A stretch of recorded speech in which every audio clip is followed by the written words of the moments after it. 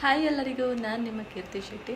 ಹೌದು, ನಂದು first vlog ಹಾಕಿ ಇವತ್ತಿಗೆ 1 ತಿಂಗಳು 2 ತಿಂಗಳು ಆಯ್ತಕ್ಕಂತ. ವ್ಲಾಗ್ ಸ್ಟಾರ್ಟ್ ಮಾಡ್ತೆ ಅಂದೇಳಿ ಹೇಳಿ ಅಪ್ಲೋಡ್ ಮಾಡೋಕ್ಕೆ ಆಗಲಿಲ್ಲ. ಈಗ ಚಿಕ್ಕ ಪುಟ್ಟ ವ್ಲಾಗೆಲ್ಲ ಮಾಡಿದ್ರೆ ವೀಡಿಯೋದಲ್ಲಿ ಅಪ್ಲೋಡ್ ಆಗ್ತಿಲ್ಲ, ಅದು ಶಾರ್ಟಲ್ಲಿ ಅಪ್ಲೋಡ್ ಆಗ್ತು. ಅದೆಲ್ಲ ಯಾರು ಕಾಂತ್ರ ಯೂಟ್ಯೂಬಲ್ಲಂತೂ ಜಾಸ್ತಿ ಜನ ಕಾಣ್ತಿಲ್ಲ. ಅದಕ್ಕೂ ಅದರಲ್ಲೂ ನನಗೆ ಜಾಸ್ತಿ ಫಾಲೋವರ್ಸ್ ಇಲ್ಲ, ಒಂದು 64-65 ಅಷ್ಟೇ ಇಪ್ಪದು. ಮತ್ತು ನಂಗೆ ಟೈಮು ಇಪ್ಪುದಿಲ್ಲ, ನಾನು ಎಲ್ಲಿಂದ ಮಾಡೋದು ವೀಡಿಯೋ ಎಲ್ಲ. ಟೈಮ್ ಇದ್ದರೆ ಮಾಡ್ಲಿಕ್ಕೆ. ಈಗ ನಾನು ಬೆಂಗಳೂರಿಂದ ಊರಿಗೆ ಬಂದು 1 ವಾರ ಆಯಿತು. 1 ವಾರದಲ್ಲಿ ನಾನು ಮನೇಲೇ ಇದ್ದದ್ದೇ ಕಡಿಮೆ.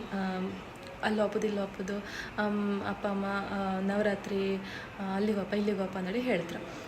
ಅಲ್ಲಿಗೆ ಹೋಗೋದ್ರೊಳಗೆ ಟೈಮ್ ಆಯ್ತು. ರೀಸೆಂಟಾಗಿ ಇನ್ಸ್ಟಾದಲ್ಲಿ ವೀಡಿಯೋಸ್ ಎಲ್ಲ ಬಿಟ್ಟಿದೆ ಅಷ್ಟೇ, ಬಟ್ ಯೂಟ್ಯೂಬಲ್ಲಿ ಎಂಥ ಬಿಡೋಕ್ಕೂ ನಂಗೆ ಆಗಲಿಲ್ಲ.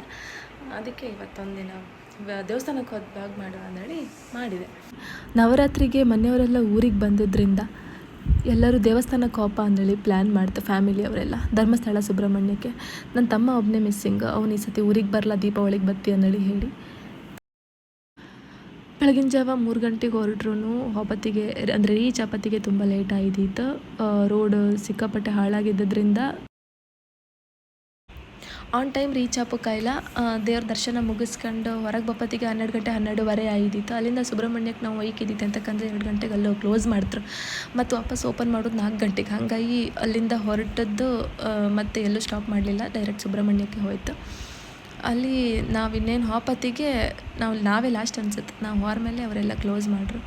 ಅದಾದಮೇಲೆ ಅದನ್ನು ಏಕಾದಶಿ ಆದ್ದರಿಂದ ಉಪ್ಪಿಟ್ಟು ಅವಲಕ್ಕಿ ಕೊಟ್ಟರು. ನಾವು ಅದನ್ನು ತಿನ್ಕೊಂಡು ನಮ್ಗೆ ಏನೇ ಒಂದು ಇಚ್ಛೆ ಇದ್ದರೂ ಲೈಫಲ್ಲೂ ಸುಬ್ರಹ್ಮಣ್ಯದಲ್ಲಿ ಒಂದು ಪದ್ಧತಿ ಇತ್ತು, ಕಲ್ ಮೇಲೆ ಕಲ್ಲು ಕಟ್ಟೋದು.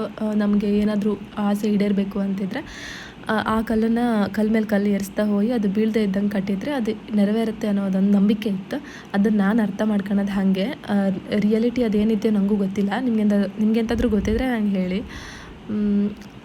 ಅಲ್ಲೇ ಸ್ವಲ್ಪ ಕಟ್ಟಿದ್ದು ಕಾಣಿ ಕಲ್ಲೆಲ್ಲ ಇವರೆಲ್ಲ ನಮ್ಮ ಮನೆಯವರು.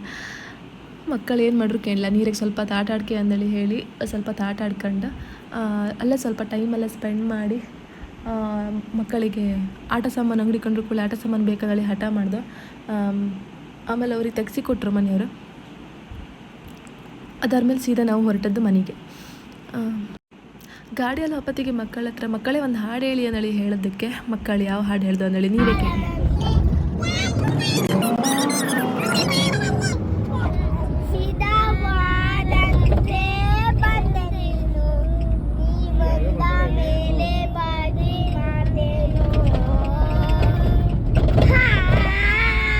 ಈಗಳಿನ ಮಕ್ಕಳು ಎಷ್ಟು ಅಪ್ಡೇಟೆಡ್ ಇರ್ತು ಅಂದೇಳಿ ಈ ಹಾಡು ಕಂಡ್ರೆ ಗೊತ್ತಾಯ್ತು.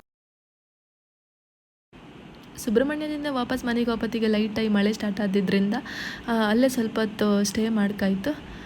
ನೆಕ್ಸ್ಟ್ ನಾವು ಅಲ್ಲಿಂದ ಹೊರಟದ್ದು ಸೀದಾ ಮನೆಗೆ.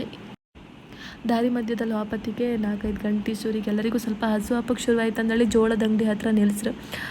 ಅಲ್ಲಿ ಲೈಮ್ ಸೋಡಾ ಶರ್ಬತ್ ಏನೋ ಡಿಫ್ರೆಂಟ್ ಕಲರಲ್ಲಿ ಒಂದು ಬಾಟಲ್ಸ್ ಇದ್ದಿತ್ತಪ್ಪ, ಅದನ್ನು ಟ್ರೈ ಮಾಡುವ ಅಂದೇಳಿ ನಮ್ಮ ಮನೆಯವರೆಲ್ಲ ಟ್ರೈ ಮಾಡ್ರು. ಒಂಥರ ಡಿಫ್ರೆಂಟ್ ಆಗಿತ್ತು, ನಾನು ಫಸ್ಟ್ ಟೈಮ್ ಟೇಸ್ಟ್ ಮಾಡೋದು. ಅಲ್ಲಿಂದ ನಾವು ಡೈರೆಕ್ಟ್ ಸೀದಾ ಮನೆಗೆ ಬಂತು, ಎಲ್ಲೂ ನಿಲ್ಲಿಸಲಿಲ್ಲ. ಸರಿ, ನೆಕ್ಸ್ಟ್ ವೀಡಿಯೋದಲ್ಲಿ ಸಿಕ್ಕುವ. ಬಾಯ್.